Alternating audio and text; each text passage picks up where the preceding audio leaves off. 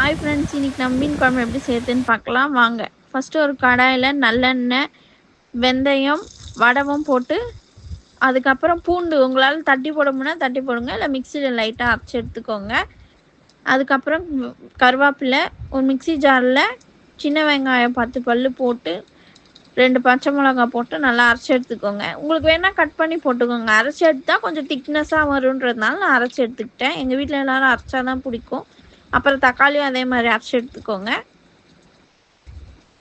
நான் பெருசாக இருக்கனால ஒரு 2 தக்காளி போட்டு அரைச்சி எடுத்துக்கிட்டேன். அப்புறம் மஞ்சத்தூள், பெருங்காயத்தூள் எல்லாத்தையும் போட்டு நல்லா வதக்கி விட்டுக்கோங்க.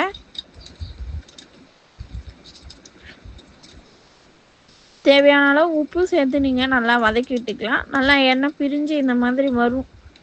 அப்படி வரத்துக்குள்ளார நம்ம ரெடி பண்ணி வச்சுக்கணும். ஒரு தக்காளியை நல்லா புழிஞ்சு இந்த மாதிரி பிசைஞ்சு எடுத்துக்கோங்க.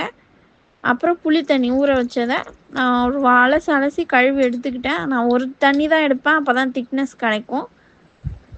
அப்புறம் மிளகாத்தூள், தேவையான அளவு மிளகாத்தூள் போட்டுக்கோங்க. நான் ஆல்ரெடி வீடியோவில் சொல்லியிருப்பேன், என் மிளகாத்தூள் கொஞ்சம் காரமாக இருக்கனால நான் 1.5 டீஸ்பூன் போட்டுக்கினேன். ஏற்கனவே நம்ம பச்சை மிளகா போட்டிருக்கனால பார்த்து போட்டுக்கோங்க.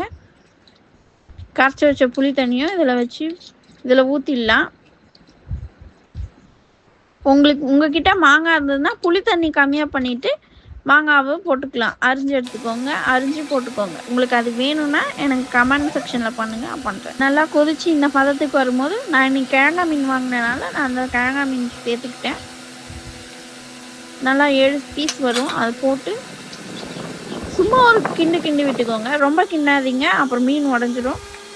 அவ்வளோதான், மீன் குழம்பு ரெடி. வாங்க சாப்பிட்லாம்.